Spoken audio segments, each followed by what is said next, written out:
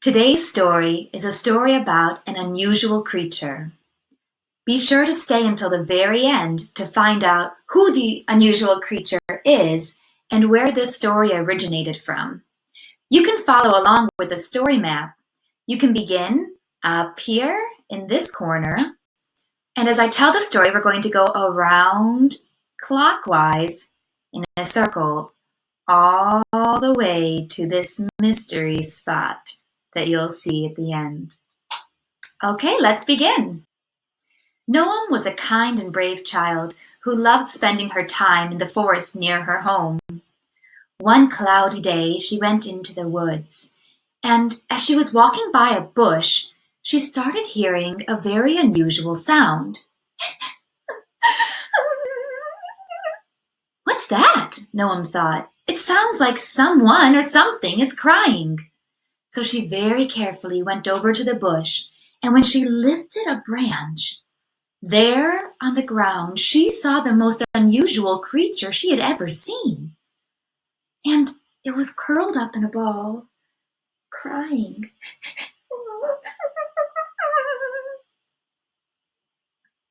Hello, Noam said. My name's Noam.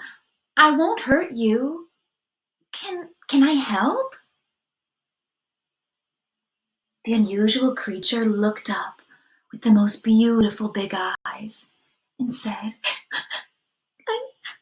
I'm lost and I don't know where I belong. Well, I can help, Noam thought. When she looked at the creature's beautiful big eyes, they reminded her of the owl, for Owl also had large eyes. Maybe you belong with the owls, Noam thought. Come along, let's go and ask the owl. So Noam and the unusual creature walked to the tall oak tree where Owl lived. Now it was still daytime, so Noam had to give a little call to get the nocturnal animal out. Ooh, ooh, ooh. Hello, Owl, Noam called. Owl came out, stretched her wings, yawned, and said, hello. Ooh, hello, Noam. Hello, Owl. I'm sorry to disturb you.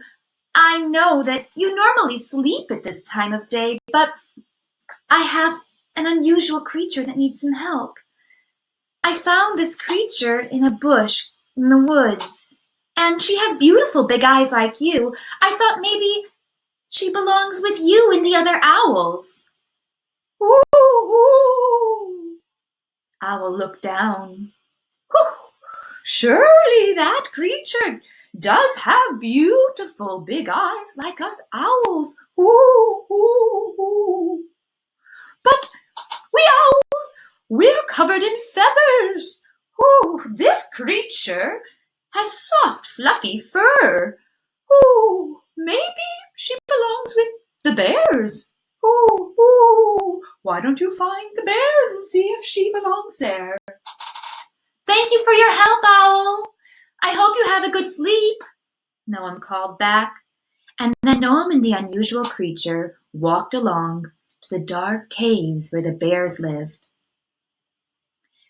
When they approached the cave, Noam called in with a brave voice. Hello, hello, hello, hello. Noam's voice echoed back.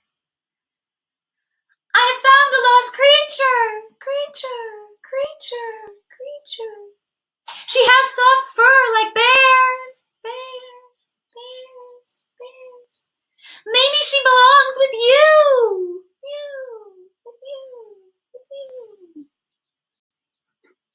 Slowly, the bear began to lumber out of the cave. Hello, Noam. Hello, bear. I found this creature. She's lost and doesn't know where she belongs, but her fur is like yours. Maybe she belongs with you. Bear looked at the creature up and down. Yes, surely she does have soft, fluffy fur like us bears, but just look at her body. It's nothing like a bear. We bears are short and have stumpy legs, but this creature is tall with long, slender legs. She looks more like a deer. Why don't you go to the deer family and see if the creature belongs there?" "Thank you," Noam called out, and the bear went back into the cave. "Have a good day, good day, good day, good day." So Noam and the unusual creature began to walk towards the river where the deers rested and drank cool water. As they approached, Noam knew that deers were easily spooked, so she decided to use a calm voice. "Hello, dear," Noam called out. "Excuse me, but I've found a lost creature. She doesn't know where she belongs, but she does have long, slender legs like you, dear. I thought maybe she belongs with you." Suddenly, the deer all looked up from the river, and the leader of the deer approached, gently and gracefully. "Yes, I see. This unusual creature does have beautiful long legs like us deer. But just look at her tail. Her tail is long and flows to the ground, but us deer have short tails that point up to the sky. This creature looks a little bit more like the wild horses. Maybe you should go to the horses and see if the creature belongs there." And slowly she started walking back to the river to continue drinking. "Thank you, dear," Noam called out. "We will go to the horses next." And slowly they walked on. They walked over a hill to the clearing where there was green grass and wild spaces for the horses to run and play and frolic. As they approached, Noam called out in a strong voice, "Excuse me, horses, but I have found a lost creature, and she doesn't know where she belongs. But her tail is long like yours, and it points to the ground. I thought maybe this creature belongs with the horses." All the deer were running and laughing and playing until they stopped to look at Noam and the unusual creature. "Yes, I see this creature does look quite a bit like us wild horses. She has fur like us, legs like us, and yes, indeed her tail is very much like ours. But I don't think this creature is a horse. She's too short. She won't be able to run and play like us horses. I don't know who she belongs to." Just then, the clouds began to rumble together.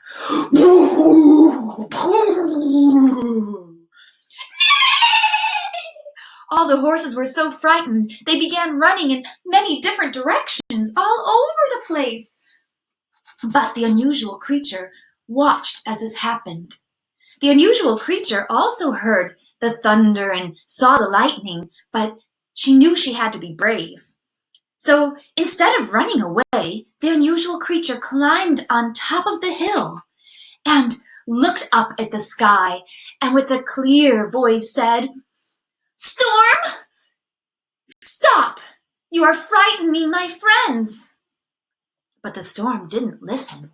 No, the storm did not listen at all. Rather, the storm started yelling back at the unusual creature. The unusual creature looked back into the forest.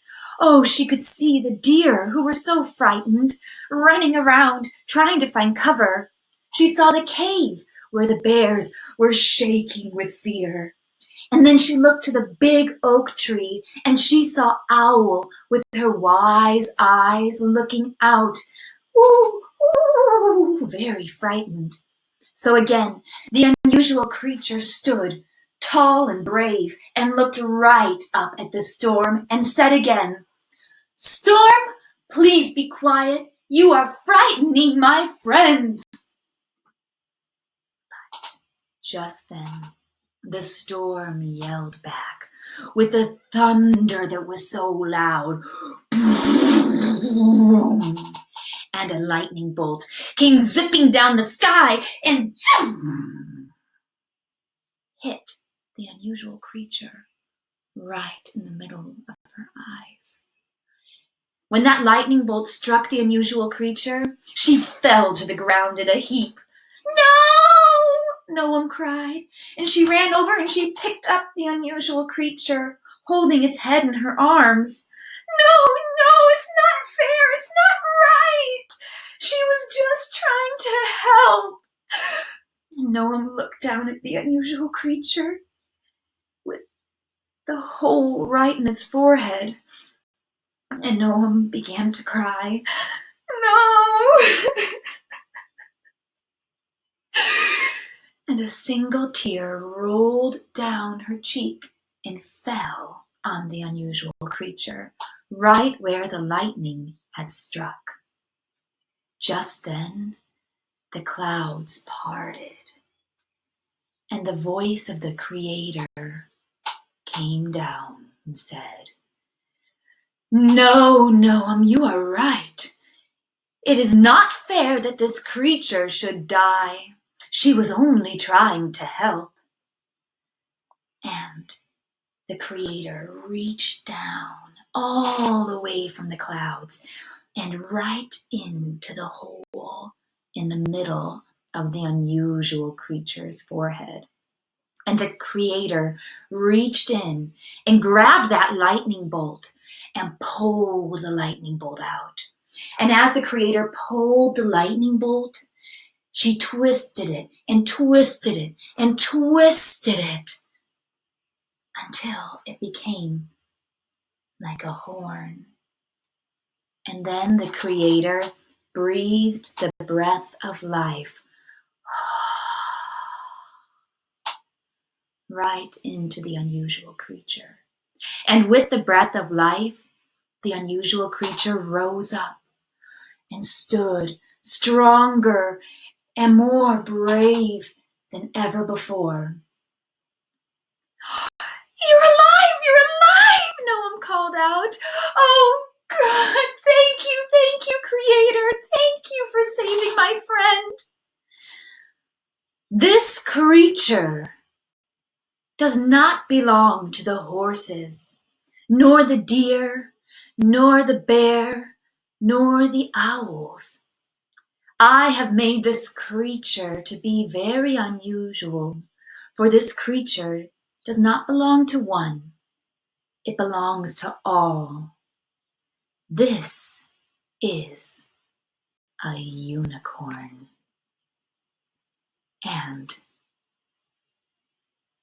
sure enough, there stood the unusual creature with eyes like an owl, soft fur like a bear, long, elegant legs like a deer, a long tail like a horse.